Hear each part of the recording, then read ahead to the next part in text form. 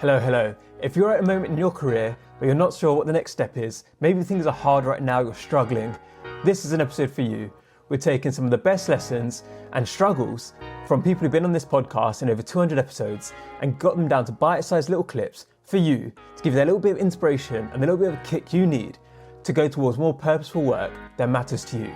We've got lots of different people featuring today, so I'm going to rattle through the names here and I really hope you enjoy, and then we get on to all of those different clips. And as well, from Bay HQ, have a great new year and I really hope you achieve all your goals. Okay, let me rattle through who's on this episode and then you get straight into these clips and let us know as well, like which ones did you enjoy the most, who do you really resonate with.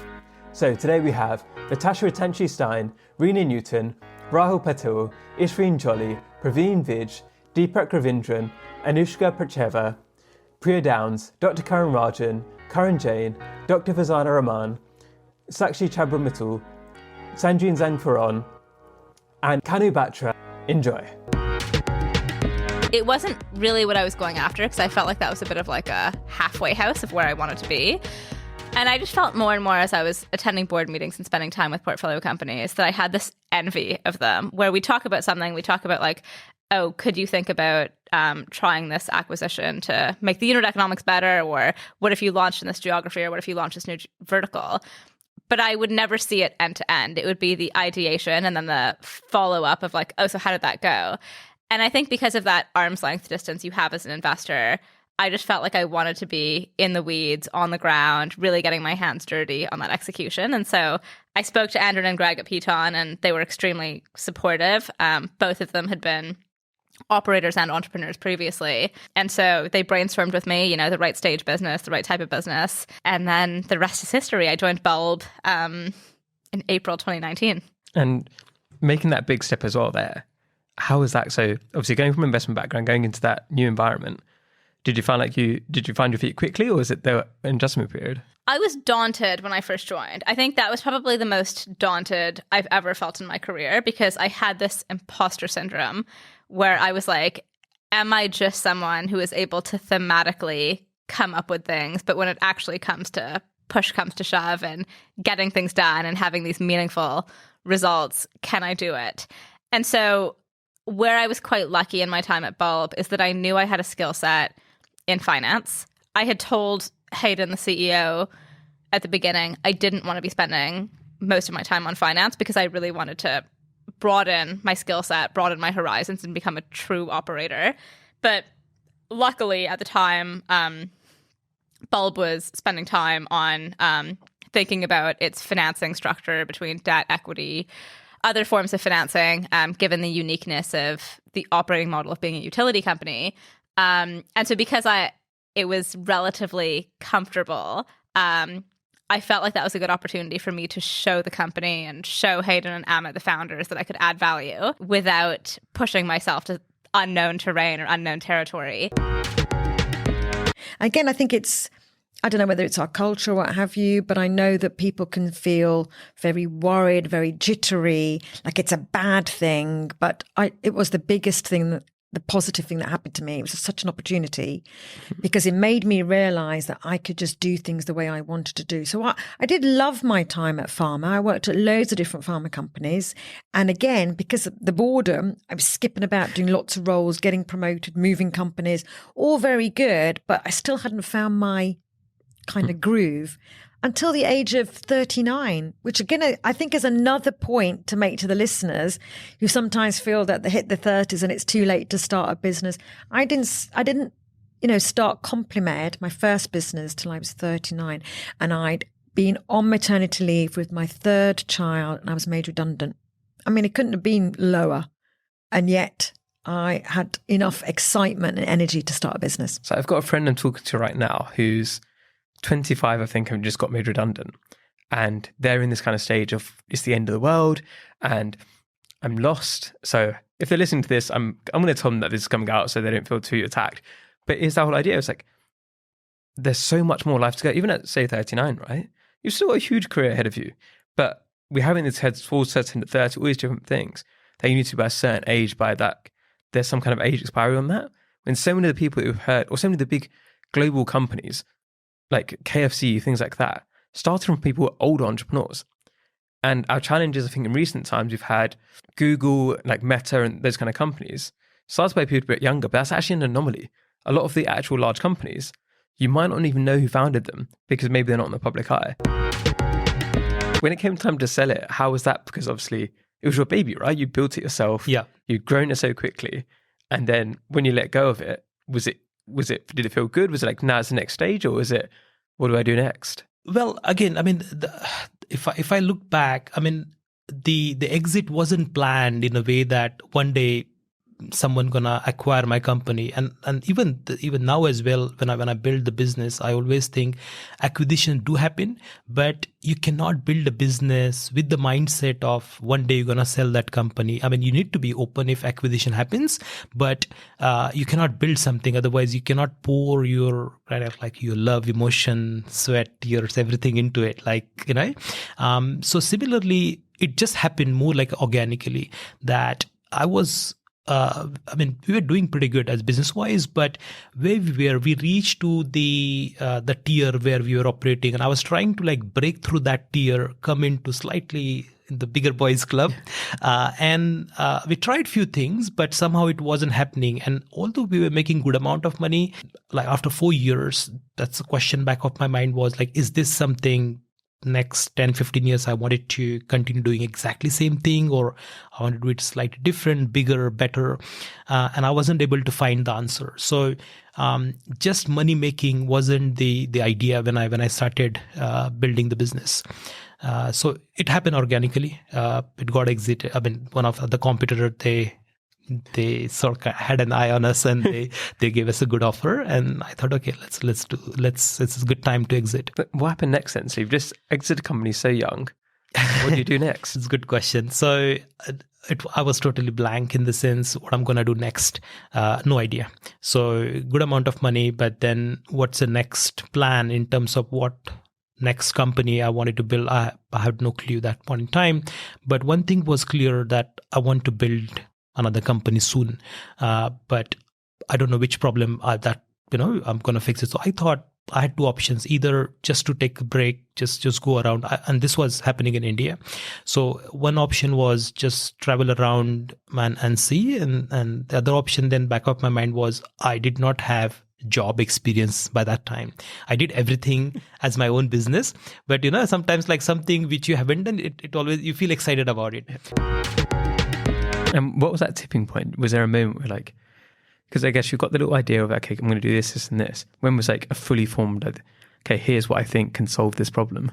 I think I was living in New York at the time, and Uber was really growing. There was a company in New York whose founder I had met called, the company was called ZocDoc. It was like a booking service for doctors. I was using LinkedIn. So I think it was like that early, all of these websites, you were like seeing their ability. And then I would think about my own day job and think, this is so archaic, like this doesn't make sense. So, and it took me a minute. I have to, I think I got to a point, I think I say this thing where I'm like, when you start dreaming and waking up and thinking like, if there was a text on my phone and it's like, oh, someone's doing the idea that you've thought of, then it's a good time to like, if you're actually nervous about someone else doing it, it's probably a good time to do it. And then can you tell us like, what was the idea at the beginning? It's kind of similar to now, but this is very much more focused. I think what's pivoted is the messaging and the positioning, but the idea is like the same. So essentially like an Airbnb for sports sponsorship. Sponsorship's like a $60 billion industry, so it's huge. Sports is about 70%. And so I just was like, there must be actually one of the big things I was doing for Hero. They were expanding into South America. So I had been to like Colombia and to find deals for them. And, I'd sit across team people and they'd be like, well, how much money do you have? And it's like, well, how much does it cost? And they're like, yeah, how much money do you have? And you're like, this doesn't seem right. And then you go back and tell the client and they're like, yeah, we'll revisit in 3 months. And you're like, oh, am I going to have to do the whole? So I just remember thinking, how is there no efficiency in this?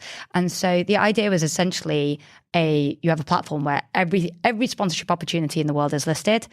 Everyone can go and basically go, teams, shirts, let's say Bay is like, all right, I want to sponsor the IPL team for that amount of money. But of course, there's a lot of nuances. Marketplaces are hard to solve. We've seen them over and over again. And so really where we're at right now is where it started with like team and events and everything. It was the athlete side that really took off. Hello. Quick interruption to let you know about Bay HQ. We're a community for high growth British Asian entrepreneurs, operators and investors, and you can join completely free at thebayhq.com/join. There you get our CEO pillars, so that's content, events and opportunities, direct to your inbox every week so you can get involved and it can help you to further your business and your career. We also have a free startup course called Bay Startup Foundations, where if you think about starting a business someday or at the early stages, it gives you all that information to help you hit the ground running and to thrive in this new world. Back to the show. And she said, oh, great. I said, look, I've been thinking about it. I just don't want to work. I don't want to be that person who works at Anderson Consulting. It doesn't do anything for me. It's not interesting me. Please, can you give me a chance? I've got this opportunity to import 6 million tons of rice into the UK and let me just play with that for a while. And they were very gracious. I'm very grateful to my parents for having the trust and the ability in me, or the feeling that they gave me, which was that, okay, fine, try it out, see how it works. And they supported me very well, supported me financially for some time, and they allowed me to be able to pursue this. I will only describe it as a burning desire. There was nothing else that I could possibly have done. I couldn't have worked with somebody else. And once you created the bars, right? So there's one thing to create the bars, but you also need to get people to like them, stores to stock them. There's always different steps in trying to now make this into a business. How did you go about that at the beginning? Because if you've created this yourself and now you need stores to take you seriously, you need people to try something which maybe they weren't used to as well, right? And to get consumers to be like, yeah, this is a new concept in some ways. How did you go about that early stages to just get it off the ground? Well, how complicated can this be? We'll get bars. I'll talk to Holland & Barrett and it'll be in their stores. I mean, of course, Holland & Barrett are going to take it. Why would they not take it? When you're finally hit again with rejection and you realize you can't get through to the buyer, when you realize that I don't even know the telephone number, I don't know how easy, I've never done this process before, you have to start making the most of everything you've got. So we took our bars out. Shops in our local area around where we built up our, what we call our makery, around Halstead in Essex, in central London. We went round to all of the convenience stores, the health food stores, and if any store said that they wouldn't want to stock it because they didn't think they could sell it, our product was expensive. It was selling for 70 pence, 80 pence or 90 pence, which is twice or three times the price of a Mars bar at that time. It was a lot of money. So if they thought that, well, they're never going to sell this, we said to them, can you please just take a box, put it on the shelf. We'll come back a week later and we'll see how much you've sold.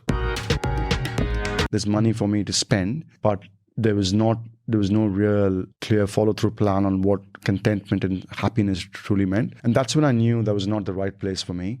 And I kept changing banks, thinking, surely this is the bank, right? So I did the whole, all the different banks. And I went, this is not it. It's not it, and then I knew, right, I had to quit this place where I was and do something else. Now, again, I didn't know what that something else was, so I just quit. Much to my mum's, shock, I'd say, when I spoke with her. And much to my other friends as well, who just all kept telling me, this is the silliest decision they've ever come across. Why would I do that? It's a proper job, you're earning a lot of money. Why would I quit all that and do something? Do something which I was not really sure about. Yeah. And a lot of people said, right, look, think about this commonsensically. Why don't you do something on the weekend? Why don't you do something in your evenings? And again, the point I made earlier was I create feelings of desperation. People get inspired and start something. I create desperation. Yeah, what am I doing? Yeah. Right? So I create that state in myself where my mind, I almost trick my mind to say, what, you don't have a job, Deepak, so you've got to do something else now, and there's no other option. Failure is not an option, right? Failure for me then was going back to my job in banking. And that was the one which kept pushing me to say, try new things, get out there and do something else. You feel like you talk to people every day in what you do, but you're never interacting outside of that healthcare ecosystem. And networking outside the ecosystem is the only way you allow yourself to grow and discover. And the more curious you are, the more you get to that point where you realize what works for you. And not only just in terms of the things you do, but how you do it and who you do it with. And that was the first time I recognized the thing that we always said at Business 3.0 when they did performance reviews, it's not what you do, it's how you do it. And I recognized that you feel like you talk to people every day in what you do, but you're never interacting outside of that healthcare ecosystem.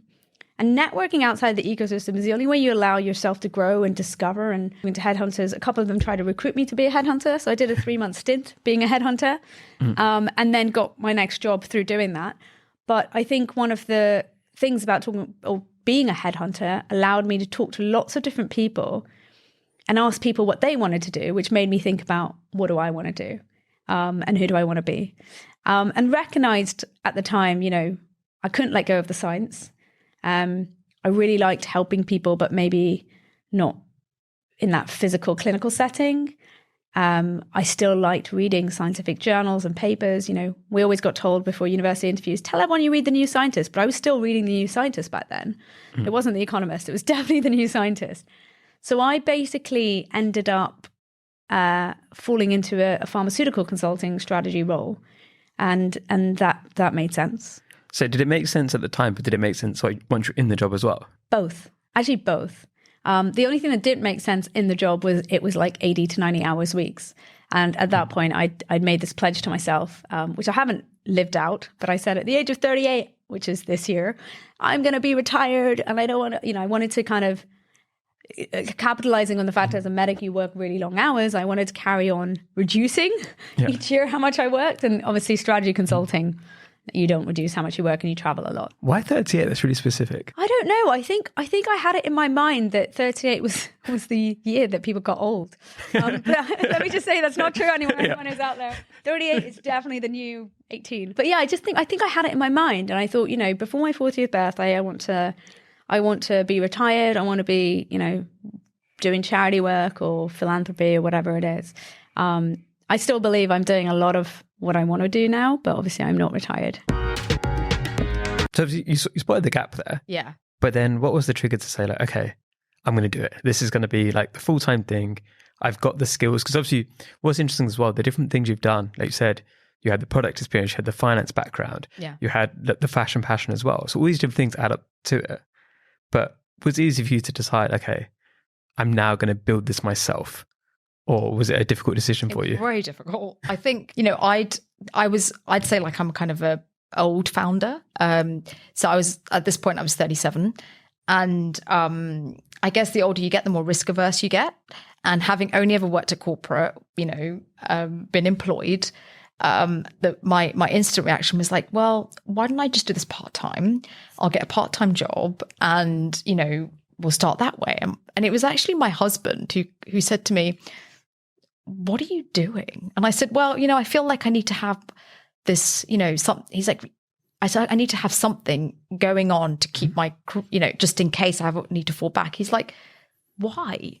And then literally he kept going, why? But why? But why? And in the end, when you boiled it down, it was because I was a slave to my CV. I was like, but what if I have a gap on my CV? What does that mean? And he's like, really? That's what's holding you back? And when we broke it down like that, I realized how stupid I sounded. And then it was then when he basically said, look, if you're going to do it, just do it. Do it full time. Don't look back. And actually I've never looked back from that point.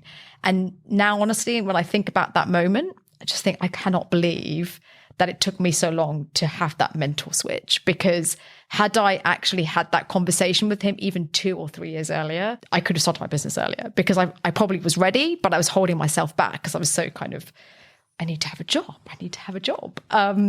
And best decision, because I think if you want to really give your business the best shot as a founder, you need to be in it full time. And it, particularly for raising money, particularly for all of those things, I think it's really important to be in it full time. And I credit that moment to being like where I am today, because I don't think New Day would have succeeded had I had only done it part-time, like the way I was intending to do it. I'd probably still be sitting here like trying to get the business off the ground. That impact you can have on 12 people, on one person even, is way more important than getting 1 million views or 10 million views. Who cares? What's the price of saving someone's life? It's worth more than 1 million views. So for me, that is the underrated metric that I care about now. Every video I make, I don't really care about the views at all. Can it have an impact on someone's life? And for me, that keeps me going now, no matter even if I get 10 views now. So as you're saying that, I'm now thinking in my head, wait, I've got something here, I've got something there, so I'm going to have to get myself checked out now. I think I'm a little hypochondriac myself, not going to lie. And I think that's an interesting journey, because it happens to so many people where, whether it's the vanity metrics of followers or money, whatever it is, where you can tell them that the followers don't matter, the views don't matter, and people ignore you until they get to that stage and realize it's not made them happy as well. And I've always wondered, like, how do you break that cycle where people go through the same pain all over again, even though you've said that, I'll say that, and people still do the same thing? And it's that challenge of, like, sometimes people have to go through that journey of seeking that external validation to realize that's not the problem, or that's not the solution.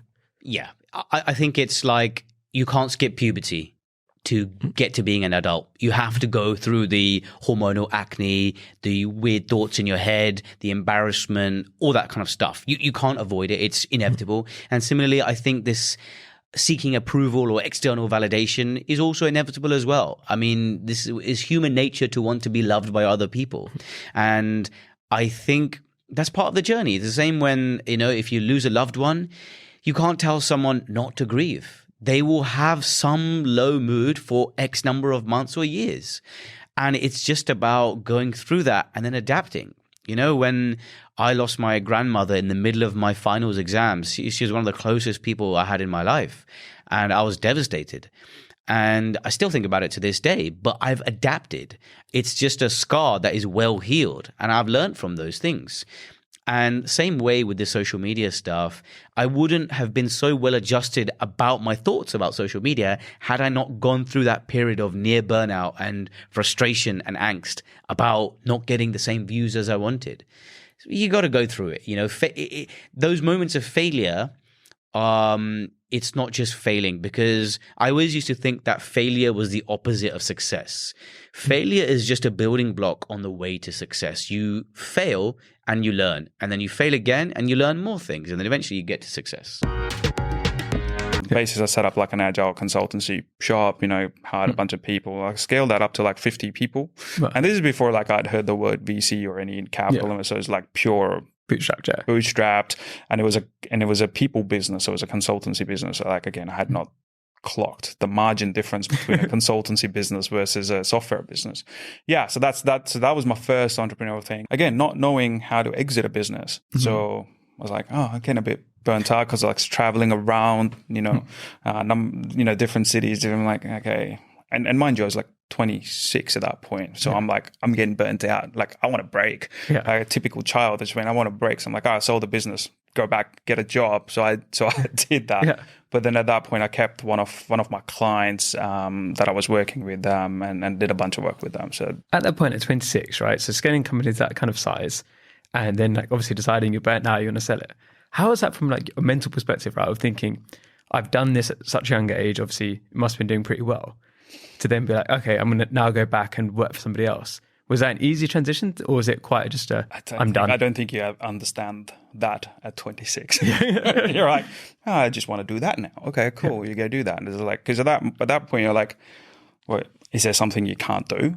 But what do you want to do next? It's like, okay, well, you know what? I haven't done that, so I'm going to go do that. So I guess my mindset's always been about learning. So it's not about.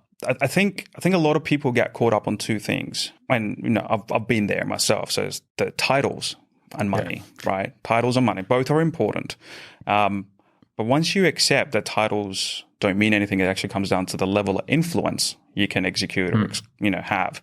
Titles, like once you operate at that level, your title's zero. And then you actually have a much better influence for the right reasons. You're able to operate as a human much better. And once you accept that money is just a currency and it's okay, you'll make it. And don't get me wrong, I chased it. Yeah. And after a while, like, okay, I can make it. It's like, then I kind of have that mindset, okay, it's not about the money, because there's 100 ways to make money. You can do that on putting AI videos on YouTube these days, right? Like, it's not about that, but it's like, so it's like, what then drives you is, okay, well, what impact can you have? What do you want to learn? How do you spend your day? And I was getting a bit philosophical here and deep, but the reality is, to your point, how do you go from, how do you change that mindset at 26? It's like, well, it wasn't even a question. Like, you're not mature enough to think about those things. But equally, I guess I've always just prioritized learning. The rest will just come. A bit like product. People are like, oh, how many, blah, blah, blah. Just solve the right problem for the right reasons. The rest will just fall in place. And I had this like brilliant advice from this other radiologist I worked with when I was a registrar. He was a consultant, and he said something. He said, if you don't believe in yourself, no one else will. And that's the first question you've got to ask yourself. And so at that point, it was, if we don't believe in this enough to take a leap, then no one else ever will.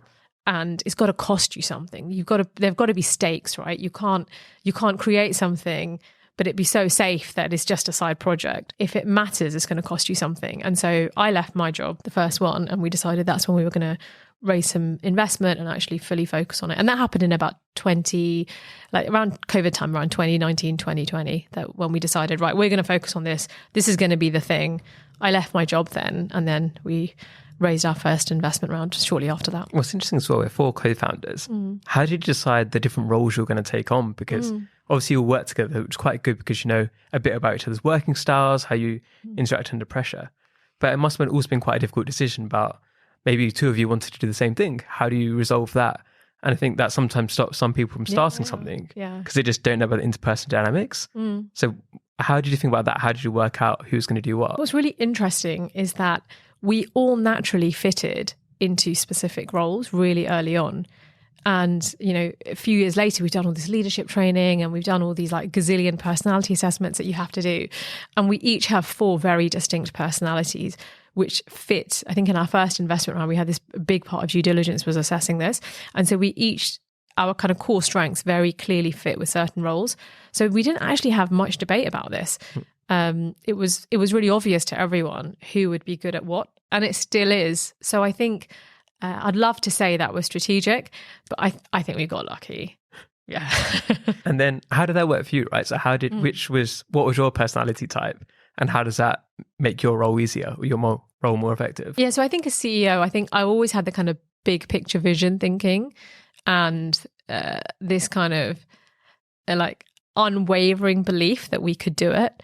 And very good at taking rejection.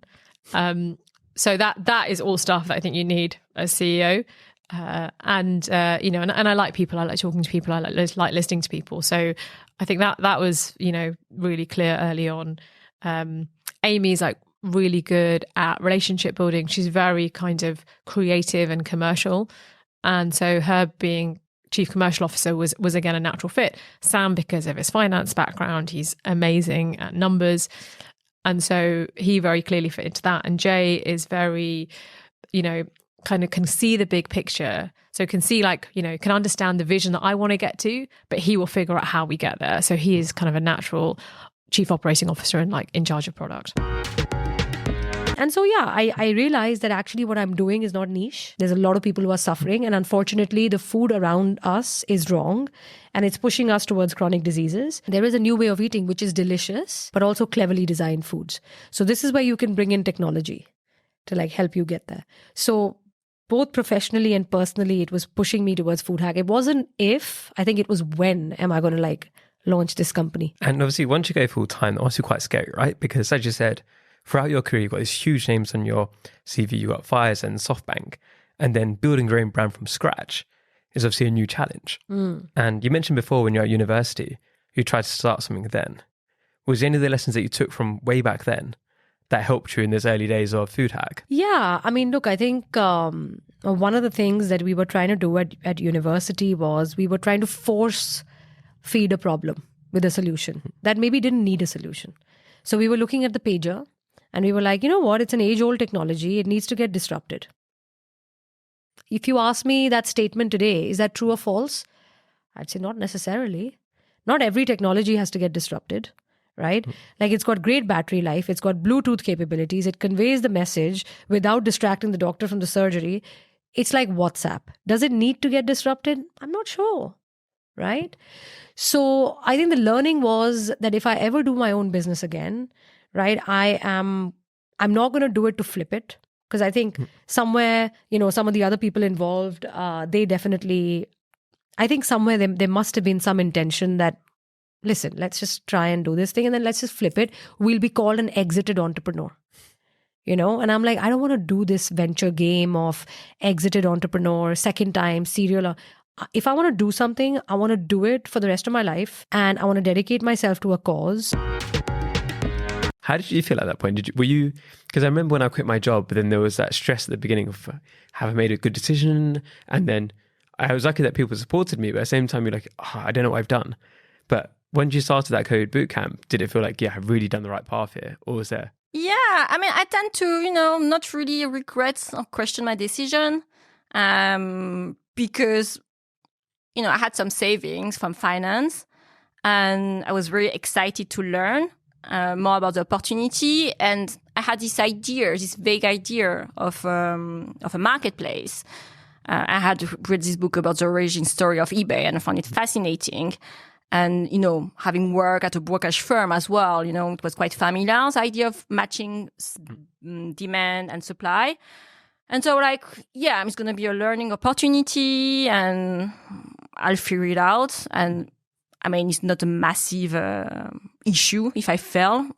There was no really consequences for me at this stage. I didn't have a child, had some savings from finance.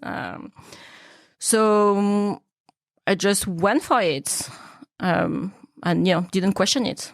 I loved it. And when you were building that product initially, so I'm guessing did you build the first product version yourself in the MVP? Yes, correct. How was that experience?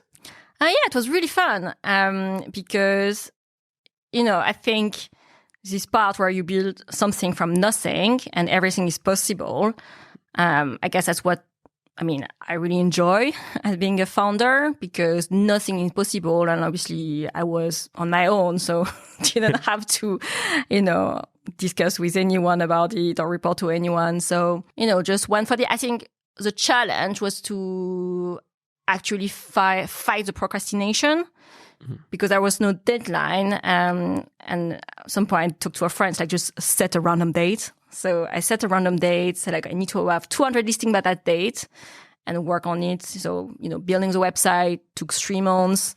I had a friend who from the bootcamp who helped as well. That was really fun.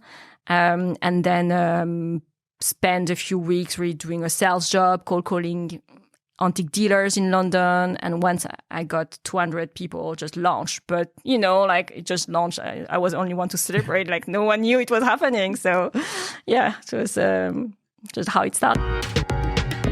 As you said, you were there for 12 years, very happy. But then you decided, okay, now it's time to do something different. What made you leave that job which you love so much? Oh, it was really difficult. Actually, the decision happened in year 9. And it happened thanks to one of my managers then, who at some point told me, you got to do something of your own. He's like, at 11 a.m., you come to my desk and you're like, I'm done for the day. We don't we're not doing enough work. And, there was a lot of, I think I was, which is also my personality, that at some point I was I'm in myself was very frustrated. And it's not the organization. The people were lovely. People were happy. People had a work-life balance. I'm a workaholic. That's my problem, right? Yeah. So too easy, yeah. Yeah, I was like, oh, this is too easy. And when you're 10 years in an organization, it's people management. Then I used to call myself a glorified leave approver. I'm like, that's what I am. Right? I sit and approve leaves. So, so at some point and I decided to then actually start my master's in LSE because I was like, okay, at this point I'm emotional. Let me not take a plunge. And it is big, right? Because I am on a visa in Singapore. So making any decision would mean that it would impact where I live. Right. So if I'm not doing my job. So because of those kind of, technical technicalities, I took my time, did my master's. Like I said, entrepreneurship is a way of being from where I come. So I think for me, it was kind of fitting in. And also, you reach that point in your career where, okay, you're not working for money anymore. You've earned that. You've done good works. But now what you're looking for is, solving that one thing that irks you. And I think that passion around the problem. And it is interesting in my journey because I left my job wanting to start something like, wanting to work on young people's mental health for India. I got an opportunity to work with a very skilled scientist on a diagnostics business. And I was like, okay, my entrepreneurial mind was like, okay, this is a good opportunity. I can start with that. It didn't work out. It is so hard that if you are not passionate about the problem, no matter how great the opportunity is, it won't work out. Yeah. Because entrepreneurship is not a job. And I learned that the hard way after leaving a fabulous job and, losing my visa and everything. I was like, brilliant. Yeah, and I think that's one of the interesting things that you said, because people often talk about the skills they have and this, but it doesn't matter how good you are. No. Entrepreneurship is hard, and you've got to be obsessed with that problem, because otherwise you're going to give up. And it doesn't mean you're a bad person. It doesn't mean anything like that. It just means that you don't have the right, founder problem fit, right? Exactly. And if you've got that right, you can weather the storm, you can keep going. On the hard days, you still got to love what you're doing. And that only comes when you love the problem. Yeah. Because otherwise you're like, oh, you know what? I have these 3 job offers coming, or I have this opportunity, or I have that. And that is why I came back to young people's mental health, because I was like, okay, no, this is why I left my job. And this is all I should be doing. Everything else is great. And, but and that is where I think it's also that classic difference between, like, that's when you know that, okay, you have that heart of an impact entrepreneur. Because I was like, okay, you know what? The excitement of the fact that it is actually a really, like, my previous venture was a really big opportunity. It was diagnostics for young people, but in allergy and stuff. And it's still meaningful and purpose. Like, you're in healthcare and all that. But it was not the problem that I wanted to solve. Thank you for watching. Don't forget to subscribe. See you next time.